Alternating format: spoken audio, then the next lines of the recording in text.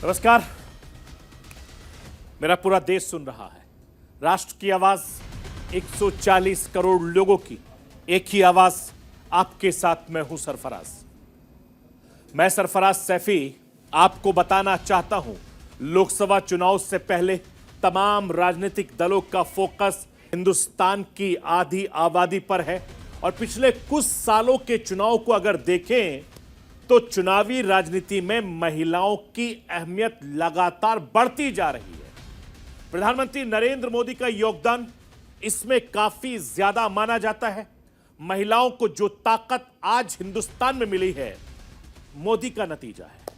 अब चुनाव में महिलाएं पुरुष के मुकाबले बढ़ चढ़कर हिस्सा ले रही हैं और ये आधी आबादी अब सत्ता बनाने या बदलने का हिंदुस्तान में दम रखती है।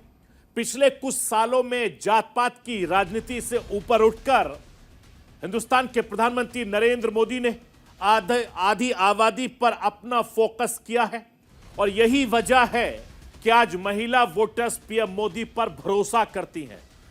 प्रधानमंत्री नरेंद्र मोदी ने भी महिलाओं के लिए बहुत कुछ किया है। पीएम ने महिलाओं को आगे बढ़ाने के लिए क्या क्या किया है, आज आपको राष्ट्र की आवाज के जरिए ये बताने, दिखाने, समझाने की कोशिश करूंगा।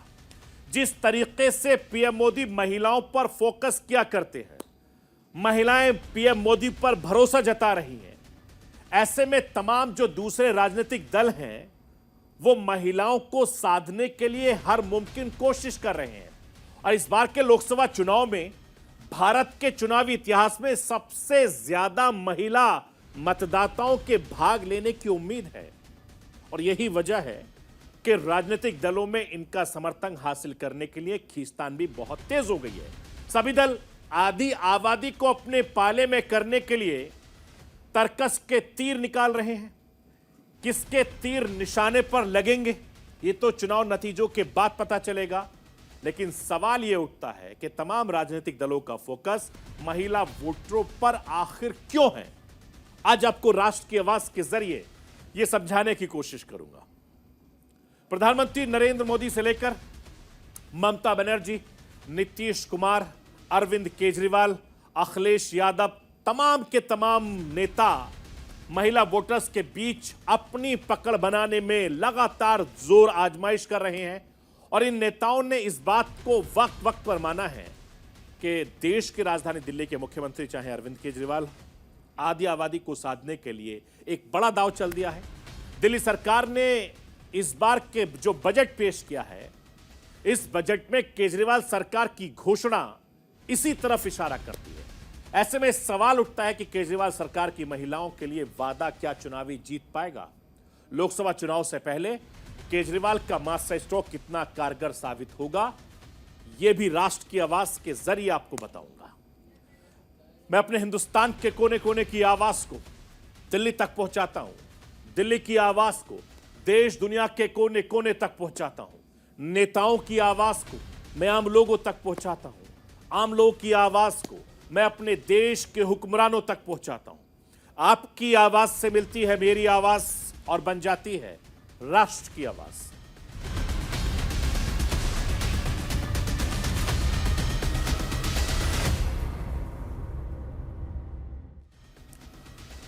कुछ साल पहले तक चुनाव में मतदाताओं के तौर पर महिलाओं को अहमियत बहुत कम मिलती थी, लेकिन धीरे धीरे चुनावी राजनीति में महिलाओं को अब बहुत ज्यादा अहमियत मिलने लगी है और यह अच्छी बात है।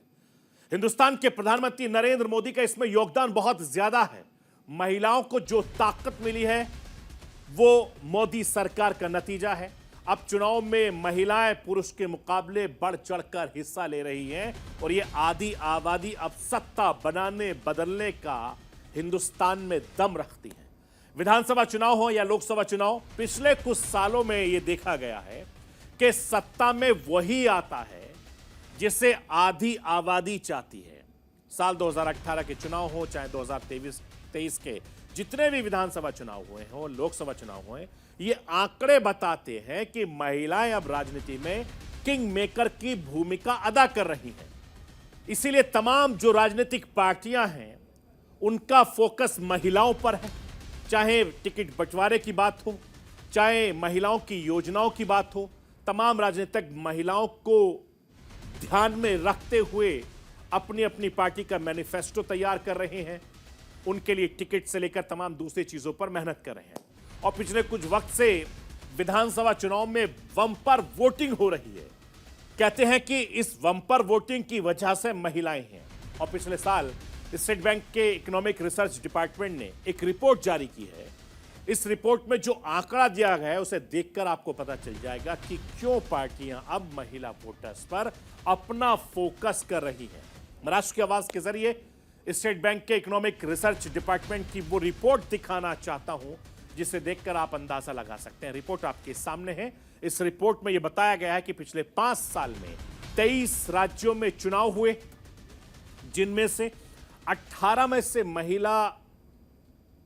महिलाओं का वोट फीसदी पुरुषों से ज्यादा रहा, यानी 18%। इन 18 में से 10 राज्यों में सरकार रिपीट हुई है और 8 राज्यों में बदल गई है। लोकसभा चुनाव में भी महिलाओं का वोट फीसदी काफी ज्यादा बढ़ा है। एक रिपोर्ट के मुताबिक साल 2024-2047 तक यह अनुमान है कि 92 करोड़ वोट करेंगे। 2047 में 92 करोड़ में से 51 करोड़ महिलाएं होंगी। यह आंकड़ा पुरुषों के मुकाबले 10 करोड़ ज्यादा होगा। यह एक आंकड़ा है जो मैं आपको स्क्रीन पर दिखा रहा हूं। 2047 तक 92 करोड़ में से 51 करोड़ हिंदुस्तान में महिलाएं होंगी। आप अंदाजा लगाइए कि हमारी आधी आबादी कितनी तेजी से आगे बढ़ रही है। मैं आपको यह भी बताना चाहता हूं कि महिलाओं की सिर्फ वोटिंग फीसदी ही नहीं बढ़ रही, बल्कि सरकार की योजनाओं में महिलाओं की हिस्सेदारी भी लगातार बढ़ती जा रही है। मैं राष्ट्र की आवाज के जरिए आपको सरकारी योजनाओं के किस तरीके से महिलाओं की भागीदारी बढ़ रही है वो दिखाना चाहता हूं, समझाना चाहता हूं। जरा आप इसको समझ लीजिए। आप देखिए, स्टार्टअप इंडिया के महिलाओं की भागीदारी 51%। मुद्रा लोन में महिलाओं की भागीदारी लगभग 68%। पीएम जनधन योजना में महिला भागीदारी 56%। अटल पेंशन योजना में महिलाओं की हिस्सेदारी 44% और प्रधानमंत्री सुरक्षा बीमा योजना में 37% तक पहुंच गई है। यह सरकारी योजनाओं का आंकड़ा, आप अंदाजा लगाइए। मैं आपको यह भी बताना चाहता हूं कि लोकसभा चुनाव हो या फिर विधानसभा का चुनाव, हर चुनाव में महिलाओं की भागीदारी और वोट फीसदी लगातार बढ़ता जा रहा है। यही वजह है कि तमाम राजनीतिक दलों ने महिला वोटरों को लुभाने पर अपना पूरा फोकस कर रखा है। अब महिला वोटर पर फोकस के पीछे का समीकरण भी राष्ट्र की आवाज के जरिए मैं आपको समझाना चाहता हूं। समझ लीजिए कि इसका जो फोकस है वो कितना ज्यादा लगातार बढ़ गया है। पिछले 4 चुनाव में अगर देखा जाए तो ये आंकड़े बताते हैं कि किस तरीके से ये आंकड़ा लगातार बढ़ता जा रहा है। स्क्रीन पर आपके है 2004, 2009, 2014 और 2019 के आंकड़े हैं। लोकसभा चुनाव में जहां देश में जो वोट पड़े थे उनमें 53.3% भागीदारी महिलाओं की थी। 2009 में यह बढ़कर 58.8% हो गया। 2014 में 65.5% और 2019 में 66.9% तक यह पहुंच चुका था। मतलब तस्वीर साफ है कि हर साल के गुजरते वक्त के बाद महिला मतदाताओं की भागीदारी लगातार बढ़ती जा रही है और इस भागीदारी का सबसे ज्यादा फायदा किसे मिल रहा है उसको भी समझना बहुत जरूरी है। वो भी मैं आपको समझाना चाहता हूं। ये आंकड़े हैं जो मैं आपको दिखा रहा हूं। 2014 में 26 करोड़ महिलाओं ने वोट दिया, जिसका 29% हिस्सा बीजेपी को गया। 2019 में जब 29 करोड़ महिलाओं ने वोट किया तो उसका 36% हिस्सा भारतीय जनता पार्टी को गया। यानी बीजेपी को यह लगता है कि प्रधानमंत्री नरेंद्र मोदी ने नारी शक्तिकरण और नारी विकास को लेकर जो फैसले किए उसका असर महिला मतदाताओं पर रुझान बीजेपी की तरफ बहुत तेजी से बढ़ रहा है। मैं आपको यह भी बताना चाहता हूं कि आधी आबादी को लेकर जिस तरीके से मोदी सरकार काम कर रही वो अपने आप में काबिले तारीफ है। चूंकि मोदी लगातार महिलाओं की बात कर रहे हैं। लोकसभा चुनाव में 2024 में प्रधानमंत्री नरेंद्र मोदी 400 पार की बात कर रहे हैं और डंके की चोट पर 400 पार बार बार कह रहे हैं। संसद से लेकर चुनावी मंचों से लगातार प्रधानमंत्री नरेंद्र मोदी 400 की बात कर रहे हैं। लेकिन सवाल यह उठता है कि पीएम मोदी इतने कॉन्फिडेंट कैसे हैं? क्योंकि 400 पार को लेकर पीएम मोदी को इतना भरोसा कहां से आया है? जवाब है आधी आबादी से। और पिछले कुछ सालों में अगर चुनाव को देखें तो पता चलता है कि भारतीय जनता पार्टी धीरे धीरे एक नया वोट बैंक तैयार करने में कामयाबी हासिल कर रही है। और यह नया वोट बैंक है आधी आबादी का, यानी महिलाओं का। पीएम मोदी के विकास के पीछे इस खास वोट बैंक को बहुत अहमियत दी जाती है, जो किसी जात से नहीं जुड़ा होता है, किसी धर्म से या किसी खास इलाके से नहीं होता है। 400 के नारे का सबसे बड़ा हिस्सा, करीब 50% हिस्सा महिलाओं का है। पीएम मोदी का भरोसा इसी वोट बैंक पर है और इस भरोसे के पीछे की वजह भी कई है। पिछले कुछ सालों में जात पात की राजनीति से ऊपर उठकर प्रधानमंत्री नरेंद्र मोदी ने आधी आबादी पर अपना फोकस किया है। पीएम मोदी खुद कहते हैं उनके लिए देश में सिर्फ 4 जातियां हैं: गरीब, युवा, महिला, किसान। यानी पीएम मोदी ने अपने 4 जातियों में महिलाओं को शामिल किया है। और पीएम मोदी ने आधी आबादी के लिए कई काम किए हैं, कई योजनाएं की शुरुआत की है। ऐतिहासिक महिला आरक्षण बिल को संसद से पास कराना उसी दिशा में एक बड़ा कदम माना गया। और पीएम मोदी लगातार महिलाओं से संवाद भी करते रहते हैं। अलग अलग कार्यक्रम में, अलग अलग जगहों पर महिलाओं से वो बात करते हैं, उनकी चीजों को समझने की कोशिश करते हैं, उनके मुद्दे समझते हैं और उनको आगे बढ़ाने के लिए प्रधानमंत्री नरेंद्र मोदी बार बार प्रेरित करते हैं। पीएम मोदी ने अपने संसदीय क्षेत्र यानी वाराणसी पहुंचे थे। वाराणसी में उन्होंने महिला डेयरी उद्यमियों से मुलाकात की थी और उन कारोबारी महिलाओं से उन्होंने बातचीत की थी। मैं उस संवाद का कुछ हिस्सा, उस बातचीत का कुछ हिस्सा सुनवाना चाहता हूं, जिसमें ये महिला प्रधानमंत्री नरेंद्र मोदी से बातचीत कर रही हैं। प्रधानमंत्री नरेंद्र मोदी इन महिलाओं से सवाल कर रहे हैं और ये महिला प्रधानमंत्री नरेंद्र मोदी का जवाब दे रही है। ये सारी कारोबारी महिलाएं हैं। जरा सुनिए आप इसको। आपने हमें गीत गा दिया, उसके लिए आपको बहुत बहुत धन्यवाद। हमारी गीत गाय साहब रोज लगभग 17 से 18 केजी दूध देती है। 18 केजी? अच्छा, हमारा गुजरात में मैंने नियम बनाया था कि किसी पुरुष को पैसे मत दो दूध के। अच्छा। महिला को सीधा मिलना चाहिए। यहाँ शुरू किया कि नहीं किया? हैं? देखिए, मैं आज बोल करके जा रहा हूँ, अभी आपके अकाउंट में दूध का पैसा महिलाओं के अकाउंट में ही जाएगा, किसी पुरुष के अकाउंट में नहीं जाएगा। फिर ऐसा तो नहीं होगा मोदी जी ने घर में झगड़ा करवा दिया। मैं आपको यह भी बताना चाहता हूं कि प्रधानमंत्री नरेंद्र मोदी हर क्षेत्र की महिलाओं से लगातार मिलते जुलते रहते हैं, महिलाओं को आगे बढ़ाने के लिए हर मुमकिन कोशिश करते हैं, उनका हौसला अफजाई करते हैं। प्रधानमंत्री नरेंद्र मोदी ने अंतर्राष्ट्रीय महिला दिवस के खास मौके पर देश की करोड़ों महिलाओं को बड़ी सौगात दी है। पीएम मोदी ने महिला दिवस के इस खास मौके पर एलपीजी सिलेंडर की कीमत में 100 रुपए की छूट देने का बड़ा फैसला किया है। मैं आपको यह भी बताना चाहता हूं कि इस ऐलान के साथ ही पीएम मोदी ने सोशल मीडिया पर लिखा है, इसमें नारी शक्ति का जीवन आसान होने के साथ ही करोड़ों परिवार का आर्थिक बोझ भी कम होगा और यह कदम पर्यावरण संरक्षण में भी मददगार बनेगा, जिससे पूरे परिवार का स्वास्थ्य बेहतर होगा।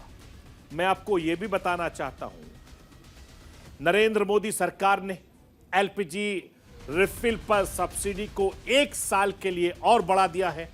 इसकी मदद से 10 करोड़ से ज्यादा गरीब परिवार को फायदा पहुंच सकेगा और ये वो लोग हैं जिन्हें उज्ज्वला योजना के जरिए मुफ्त कनेक्शन दिया गया था। मैं राष्ट्र की आवाज के जरिए आपको यह दिखाना चाहता हूं कि पीएम मोदी ने अब तक महिलाओं के लिए क्या कुछ किया है, जरा उसको देख लीजिए। लोकसभा चुनाव, राज्यों की विधानसभा चुनाव में महिलाओं के लिए महिलाओं को 33% आरक्षण का फैसला उन्होंने लिया है। 3 तलाक जैसी कुरीतियों को खत्म किया जो इस्लाम मजहब में कहीं नहीं है। प्रधानमंत्री उज्ज्वला योजना के जरिए गरीब परिवारों को मुफ्त रसोई गैस दिया है। महिला सम्मान सेविंग सर्टिफिकेट स्कीम उन्होंने हिंदुस्तान की आधी आबादी पर है। और पिछले कुछ सालों के चुनाव को अगर देखें तो चुनावी राजनीति में महिलाओं की अहमियत लगातार बढ़ती जा रही है। प्रधानमंत्री नरेंद्र मोदी का योगदान इसमें काफी ज्यादा माना जाता है। महिलाओं को जो ताकत आज हिंदुस्तान में मिली है, मोदी का नतीजा है।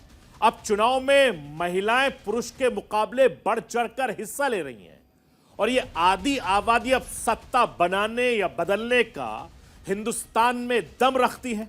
पिछले कुछ सालों में जात पात की राजनीति से ऊपर उठकर हिंदुस्तान के प्रधानमंत्री नरेंद्र मोदी ने आधी आबादी पर अपना फोकस किया है और यही वजह है कि आज महिला वोटर्स पीएम मोदी पर भरोसा करती हैं। प्रधानमंत्री नरेंद्र मोदी ने भी महिलाओं के लिए बहुत कुछ किया है। पीएम ने महिलाओं को आगे बढ़ाने के लिए क्या क्या किया है, आज आपको राष्ट्र की आवाज के जरिए ये बताने, दिखाने, समझाने की कोशिश करूंगा। जिस तरीके से पीएम मोदी महिलाओं पर फोकस किया करते हैं, महिलाएं पीएम मोदी पर भरोसा जता रही हैं, ऐसे में तमाम जो दूसरे राजनीतिक दल हैं वो महिलाओं को साधने के लिए हर मुमकिन कोशिश कर रहे हैं। और इस बार के लोकसभा चुनाव में भारत के चुनावी इतिहास में सबसे ज्यादा महिला मतदाताओं के भाग लेने की उम्मीद है और यही वजह है कि राजनीतिक दलों में इनका समर्थन हासिल करने के लिए खींचतान भी बहुत तेज हो गई है। सभी दल आधी आबादी को अपने पाले में करने के लिए तर्कस के तीर निकाल रहे हैं। किसके तीर निशाने पर लगेंगे ये तो चुनाव नतीजों के बाद पता चलेगा, लेकिन सवाल यह उठता है कि तमाम राजनीतिक दलों का फोकस महिला वोटरों पर आखिर क्यों है।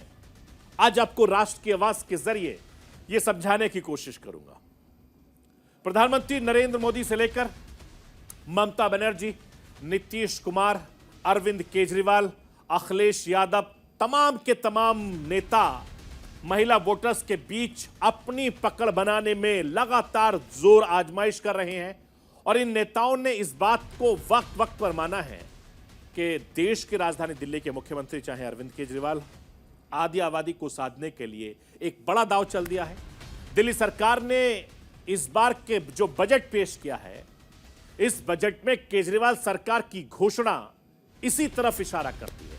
ऐसे में सवाल उठता है कि केजरीवाल सरकार की महिलाओं के लिए वादा क्या चुनावी जीत पाएगा। लोकसभा चुनाव से पहले केजरीवाल का मास्टर स्ट्रोक कितना कारगर साबित होगा, यह भी राष्ट्र की आवाज के जरिए आपको बताऊंगा।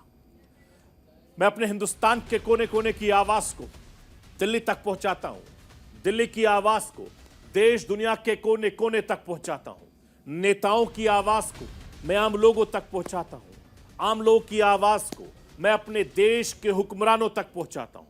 आपकी आवाज से मिलती है मेरी आवाज और बन जाती है राष्ट्र की आवाज।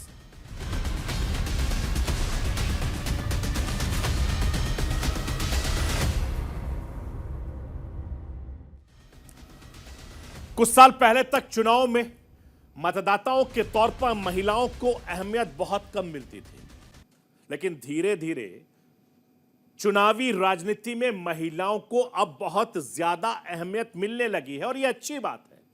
हिंदुस्तान के प्रधानमंत्री नरेंद्र मोदी का इसमें योगदान बहुत ज्यादा है। महिलाओं को जो ताकत मिली है वो मोदी सरकार का नतीजा है। अब चुनाव में महिलाएं पुरुष के मुकाबले बढ़ चढ़कर हिस्सा ले रही हैं और ये आधी आबादी अब सत्ता बनाने बदलने का हिंदुस्तान में दम रखती है। विधानसभा चुनाव हो या लोकसभा चुनाव, पिछले कुछ सालों में यह देखा गया है कि सत्ता में वही आता है जिसे आधी आबादी चाहती है। साल 2018 के चुनाव हो चाहे 2023 के जितने भी विधानसभा चुनाव हुए हो, लोकसभा चुनाव हुए, ये आंकड़े बताते हैं कि महिलाएं अब राजनीति में किंग मेकर की भूमिका अदा कर रही हैं। इसीलिए तमाम जो राजनीतिक पार्टियां हैं उनका फोकस महिलाओं पर है। चाहे टिकट बंटवारे की बात हो, चाहे महिलाओं की योजनाओं की बात हो, तमाम राजनीतिक महिलाओं को ध्यान में रखते हुए अपनी अपनी पार्टी का मैनिफेस्टो तैयार कर रहे हैं, उनके लिए टिकट से लेकर तमाम दूसरी चीजों पर मेहनत कर रहे हैं। और पिछले कुछ वक्त से विधानसभा चुनाव में बम्पर वोटिंग हो रही है। कहते हैं कि इस बम्पर वोटिंग की वजह से महिलाएं हैं। और पिछले साल स्टेट बैंक के इकोनॉमिक रिसर्च डिपार्टमेंट ने एक रिपोर्ट जारी की है। इस रिपोर्ट में जो आंकड़ा दिया गया है उसे देखकर आपको पता चल जाएगा कि क्यों पार्टियां अब महिला वोटर्स पर अपना फोकस कर रही हैं। राष्ट्र की आवाज के जरिए स्टेट बैंक के इकोनॉमिक रिसर्च डिपार्टमेंट की वो रिपोर्ट दिखाना चाहता हूं जिसे देखकर आप अंदाजा लगा सकते हैं। रिपोर्ट आपके सामने है। इस रिपोर्ट में यह बताया गया है कि पिछले 5 साल में 23 राज्यों में चुनाव हुए, जिनमें से 18 में से महिलाओं का वोट फीसदी पुरुषों से ज्यादा रहा, यानी 18%। इन 18 में से 10 राज्यों में सरकार रिपीट हुई है और 8 राज्यों में बदल गई है। लोकसभा चुनाव में भी महिलाओं का वोट फीसदी काफी ज्यादा बढ़ा है। एक रिपोर्ट के मुताबिक साल 2024-2047 तक यह अनुमान है कि 92 करोड़ वोट करेंगे। 2047 में 92 करोड़ में से 51 करोड़ महिलाएं होंगी। यह आंकड़ा पुरुषों के मुकाबले 10 करोड़ ज्यादा होगा। यह एक आंकड़ा है जो मैं आपको स्क्रीन पर दिखा रहा हूं। 2047 तक 92 करोड़ में से 51 करोड़ हिंदुस्तान में महिलाएं होंगी। आप अंदाजा लगाइए कि हमारी आधी आबादी कितनी तेजी से आगे बढ़ रही है। मैं आपको यह भी बताना चाहता हूं कि महिलाओं की सिर्फ वोटिंग फीसदी ही नहीं बढ़ रही, बल्कि सरकार की योजनाओं में महिलाओं की हिस्सेदारी भी लगातार बढ़ती जा रही है। मैं राष्ट्र की आवाज के जरिए आपको सरकारी योजनाओं के किस तरीके से महिलाओं की भागीदारी बढ़ रही है वो दिखाना चाहता हूं, समझाना चाहता हूं। जरा आप इसको समझ लीजिए। आप देखिए, स्टार्टअप इंडिया के महिलाओं की भागीदारी 51%। मुद्रा लोन में महिलाओं की भागीदारी लगभग 68%। पीएम जनधन योजना में महिला भागीदारी 56%। अटल पेंशन योजना में महिलाओं की हिस्सेदारी 44% और प्रधानमंत्री सुरक्षा बीमा योजना में 37% तक पहुंच गई है। यह सरकारी योजनाओं का आंकड़ा, आप अंदाजा लगाइए। मैं आपको यह भी बताना चाहता हूं कि लोकसभा चुनाव हो या फिर विधानसभा का चुनाव, हर चुनाव में महिलाओं की भागीदारी और वोट फीसदी लगातार बढ़ता जा रहा है। यही वजह है कि तमाम राजनीतिक दलों ने महिला वोटरों को लुभाने पर अपना पूरा फोकस कर रखा है। अब महिला वोटर पर फोकस के पीछे का समीकरण भी राष्ट्र की आवाज के जरिए मैं आपको समझाना चाहता हूं। समझ लीजिए कि इसका जो फोकस है वो कितना ज्यादा लगातार बढ़ गया है। पिछले 4 चुनाव में अगर देखा जाए तो ये आंकड़े बताते हैं कि किस तरीके से ये आंकड़ा लगातार बढ़ता जा रहा है। स्क्रीन पर आपके है 2004, 2009, 2014 और 2019 के आंकड़े हैं। लोकसभा चुनाव में जहां देश में जो वोट पड़े थे उनमें 53.3% भागीदारी महिलाओं की थी। 2009 में यह बढ़कर 58.8% हो गया।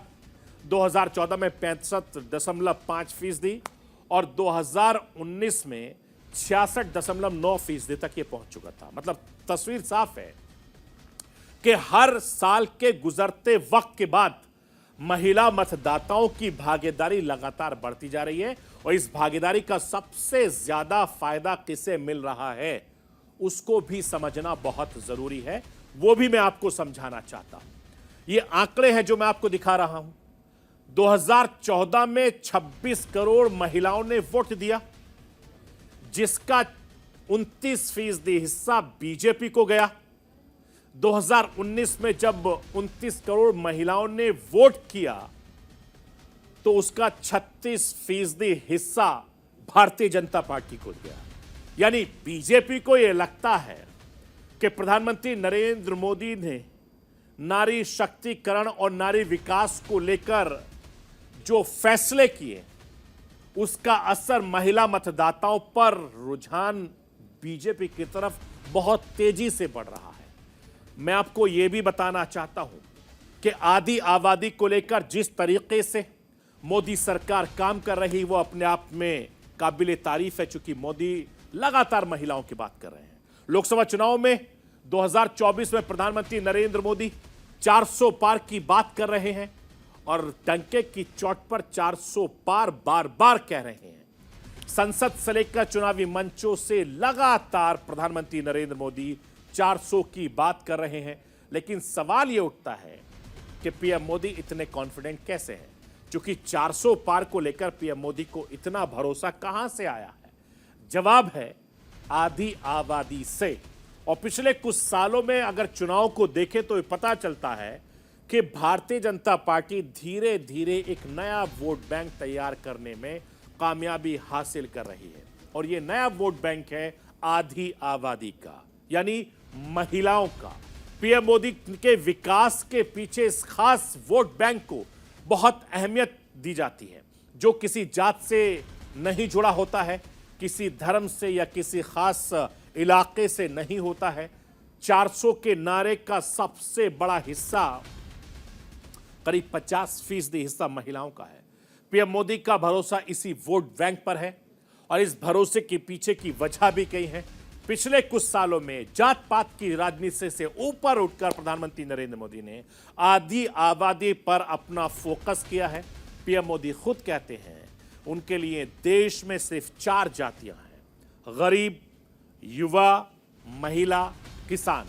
यानी पीएम मोदी ने अपने 4 जातियों में महिलाओं को शामिल किया है, और पीएम मोदी ने आधी आबादी के लिए कई काम किए हैं, कई योजनाएं की शुरुआत की है। ऐतिहासिक महिला आरक्षण बिल को संसद से पास कराना उसी दिशा में एक बड़ा कदम माना गया, और पीएम मोदी लगातार महिलाओं से संवाद भी करते रहते हैं। अलग अलग कार्यक्रम में अलग अलग जगहों पर महिलाओं से वो बात करते हैं, उनकी चीजों को समझने की कोशिश करते हैं, उनके मुद्दे समझते हैं, और उनको आगे बढ़ाने के लिए प्रधानमंत्री नरेंद्र मोदी बार बार प्रेरित करते हैं। पीएम मोदी ने अपने संसदीय क्षेत्र यानी वाराणसी पहुंचे थे। वाराणसी में उन्होंने महिला डेयरी उद्यमियों से मुलाकात की थी, और उन कारोबारी महिलाओं से उन्होंने बातचीत की थी। मैं उस संवाद का कुछ हिस्सा, उस बातचीत का कुछ हिस्सा सुनवाना चाहता हूं, जिसमें ये महिला प्रधानमंत्री नरेंद्र मोदी से बातचीत कर रही हैं। प्रधानमंत्री नरेंद्र मोदी इन महिलाओं से सवाल कर रहे हैं, और ये महिला प्रधानमंत्री नरेंद्र मोदी का जवाब दे रही है। ये सारी कारोबारी महिलाएं हैं। जरा सुनिए आप इसको। आपने हमें गीत गा दिया, उसके लिए आपको बहुत बहुत धन्यवाद। हमारी गीत गाय साहब रोज लगभग 17 से 18 केजी दूध देती है। 18 केजी? अच्छा, हमारा गुजरात में मैंने नियम बनाया था कि किसी पुरुष को पैसे मत दो दूध के। अच्छा। महिला को सीधा मिलना चाहिए। यहाँ शुरू किया कि नहीं किया? हैं? देखिए, मैं आज बोल करके जा रहा हूँ, अभी आपके अकाउंट में दूध का पैसा महिलाओं के अकाउंट में ही जाएगा, किसी पुरुष के अकाउंट में नहीं जाएगा। फिर ऐसा तो नहीं होगा कि मोदी जी ने घर में झगड़ा करवा दिया। मैं आपको यह भी बताना चाहता हूं कि प्रधानमंत्री नरेंद्र मोदी हर क्षेत्र की महिलाओं से लगातार मिलते जुलते रहते हैं, महिलाओं को आगे बढ़ाने के लिए हर मुमकिन कोशिश करते हैं, उनका हौसला अफजाई करते हैं। प्रधानमंत्री नरेंद्र मोदी ने अंतर्राष्ट्रीय महिला दिवस के खास मौके पर देश की करोड़ों महिलाओं को बड़ी सौगात दी है। पीएम मोदी ने महिला दिवस के इस खास मौके पर एलपीजी सिलेंडर की कीमत में 100 रुपए की छूट देने का बड़ा फैसला किया है। मैं आपको यह भी बताना चाहता हूं कि इस ऐलान के साथ ही पीएम मोदी ने सोशल मीडिया पर लिखा है, इसमें नारी शक्ति का जीवन आसान होने के साथ ही करोड़ों परिवार का आर्थिक बोझ भी कम होगा, और यह कदम पर्यावरण संरक्षण में भी मददगार बनेगा, जिससे पूरे परिवार का स्वास्थ्य बेहतर होगा। मैं आपको यह भी बताना चाहता हूं, नरेंद्र मोदी सरकार ने एलपीजी रिफिल पर सब्सिडी को 1 साल के लिए और बढ़ा दिया है। इसकी मदद से 10 करोड़ से ज्यादा गरीब परिवार को फायदा पहुंच सकेगा, और ये वो लोग हैं जिन्हें उज्ज्वला योजना के जरिए मुफ्त कनेक्शन दिया गया था। मैं राष्ट्र की आवाज के जरिए आपको यह दिखाना चाहता हूं कि पीएम मोदी ने अब तक महिलाओं के लिए क्या कुछ किया है, जरा उसको देख लीजिए। लोकसभा चुनाव राज्यों की विधानसभा चुनाव में महिलाओं के लिए महिलाओं को 33% आरक्षण का फैसला उन्होंने लिया है। 3 तलाक जैसी कुरीतियों को खत्म किया जो इस्लाम मजहब में कहीं नहीं है। प्रधानमंत्री उज्ज्वला योजना के जरिए गरीब परिवारों को मुफ्त रसोई गैस दिया है। महिला सम्मान सेविंग सर्टिफिकेट स्कीम उन्होंने जारी की है। लखपति दीदी के योजना के जरिए हिंदुस्तान में गरीब महिलाओं को आर्थिक लाभ पहुंचाया है। नमो ड्रोन दीदी योजना के जरिए महिलाओं को ड्रोन उड़ाने, डेटा विश्लेषण की ट्रेनिंग दी जाती है। मैटरनिटी लीव 12 की जगह 26 हफ्ते कर दी गई है। इसके अलावा प्रधानमंत्री ने मातृ वंदना योजना, बेटी बचाओ बेटी पढ़ाओ योजना, सुकन्या समृद्धि योजना, सेना में महिलाओं को परमानेंट कमीशन, ये तमाम वो योजनाएं हैं जो प्रधानमंत्री नरेंद्र मोदी ने महिलाओं को दी है। मैं आपको यह भी बताना चाहता हूं कि प्रधानमंत्री नरेंद्र मोदी ने महिला दिवस पर एक बड़ा मास्टर स्ट्रोक चल दिया है। इंफोसिस फाउंडेशन की चेयरमैन और समाज सेवी सुधा मूर्ति को राज्यसभा के लिए मनोनीत किया है। प्रधानमंत्री नरेंद्र मोदी ने खुद सोशल मीडिया पोस्ट के जरिए इसकी जानकारी दी और जैसे ये जानकारी मिली उसके बाद से तमाम महिलाओं में एक अलग जोश खरोश देखने को मिला।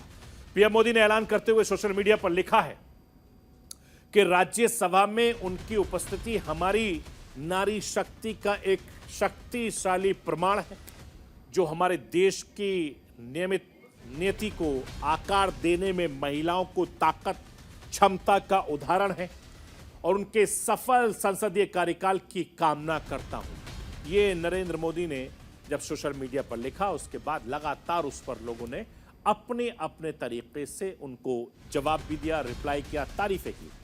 महिला दिवस के मौके पर कई युवा हस्तियों को नेशनल क्रिएटर्स अवार्ड से भी प्रधानमंत्री नरेंद्र मोदी ने सम्मानित किया।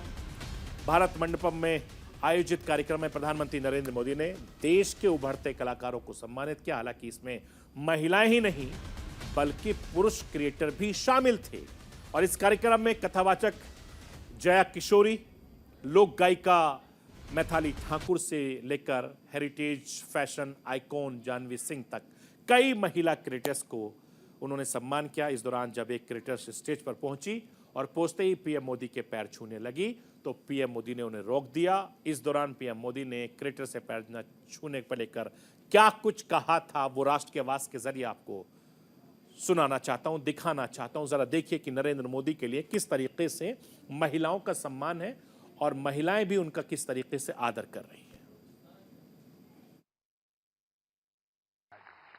लो बाबा पैर मत छूइए। बहुत बहुत बधाई आपको। और दुनिया में भारत की चीज है क्योंकि टेक्सटाइल मार्केट फैशन के साथ ही जा सकता है, वो अकेला नहीं जाता है आजकल क्योंकि रेडीमेड ब्रांड का जमाना है और आप बड़ी मदद कर रही है। मैं आपको यह भी बताना चाहता हूं, प्रधानमंत्री नरेंद्र मोदी ने जात पात की राजनीति की जगह जैसे ही आदि आबादी को चुना, इसके तरक्की और प्रगति पर फोकस किया। इसकी का नतीजा है कि वोटिंग पैटर्न में बड़ा बदलाव आया। महिला पुरुषों से कदम मिलाकर चल रही हैं।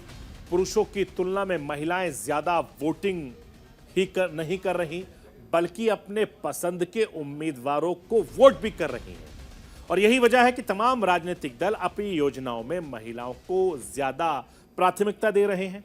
लोकसभा चुनाव से पहले अरविंद केजरीवाल दिल्ली सरकार में दिल्ली की महिलाओं को एक बड़ा तोहफा एक बार दिया है। दरअसल 4 मार्च को दिल्ली सरकार की वित्त मंत्री आतिशी ने केजरीवाल सरकार का 10वां बजट विधानसभा में पेश किया। इस बजट में हर बार की तरह इस बार भी महिलाओं की सुविधा का खासा ख्याल रखा और इस बार दिल्ली सरकार ने राजधानी की महिलाओं के लिए मुख्यमंत्री महिला सम्मान का ऐलान भी किया है। मैं आपको यह भी बताना चाहता हूं कि हर सरकार यानी मुख्यमंत्री महिला सम्मान योजना के जरिए महिलाओं को हर महीने 1000 रुपए देने की घोषणा की। केजरीवाल सरकार ने इस योजना के लिए 2000 करोड़ रुपए का प्रावधान किया है। महिला सम्मान योजना का लाभ लेने के लिए महिला की उम्र 18 साल से ज्यादा होनी चाहिए। इसके अलावा महिला का आयकर, बिजनेस या नौकरी की श्रेणी में नहीं होना चाहिए। लेकिन सरकारी पेंशन पाने वाली महिलाओं को यह लाभ मिलेगा। केजरीवाल सरकार ने इस योजना का लाभ लेने के लिए ऑनलाइन फॉर्म भरना होगा। योग्यता साबित होने के बाद महिलाओं को हर महीने 1000 रुपए भी मिलेंगे दिल्ली में। इसके अलावा दिल्ली के मुख्यमंत्री का यह फैसला लोकसभा चुनाव से पहले मास्टर स्ट्रोक माना जा रहा है। राजनीतिक के जानकार ये मानते हैं कि इसका सियासी फायदा 7 संसदीय लोकसभा सीटों पर पड़ सकता है। और ये बात ऐसी नहीं कही जा रही, क्योंकि मध्य प्रदेश विधानसभा चुनाव के नतीजों को आराम से देखा जा चुका है। क्योंकि शिवराज सरकार ने विधानसभा चुनाव से ठीक पहले मध्य प्रदेश में लाडली बहना योजना के जरिए हर महिला को 1250 रुपए देने की घोषणा की थी, जिसके बाद सारे राजनीतिक समीकरण बदल गए थे। उसी फॉर्मूले आजमाने का दांव आम आदमी पार्टी देश की राजधानी दिल्ली में चल रही है। दिल्ली की सत्ता पर काबिज होने के बाद से अरविंद केजरीवाल ने मुफ्त योजनाओं की घोषणा करने की जो राजनीति शुरू की है, उससे केजरीवाल को दिल्ली में बहुत फायदा मिला है। उनकी 2 बार सरकार बनी है और इन्हीं मुफ्त योजनाओं के जरिए आम आदमी पार्टी दिल्ली में सरकार बनाने में कामयाब रही। पंजाब में भी सत्ता हासिल कर ली और उसके बाद में आम आदमी पार्टी अब राष्ट्रीय पार्टी बन गई है।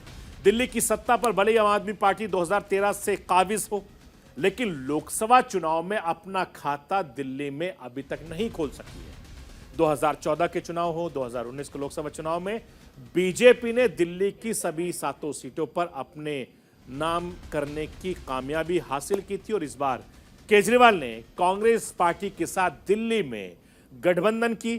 खुद 4 सीटों पर वो चुनाव लड़ रहे हैं और इसके अलावा 3 सीटों पर कांग्रेस चुनाव लड़ रही है। यानी आधी आबादी के जरिए हर सरकार, चाहे उत्तर प्रदेश की हो, दिल्ली की हो या केंद्र की सरकार हो, महिलाओं को लुभाने की तमाम कोशिश कर रही है। तो ये थी राष्ट्र की आवाज। बाकी खबरों के लिए आप बने रहिए न्यूज़ इंडिया के साथ।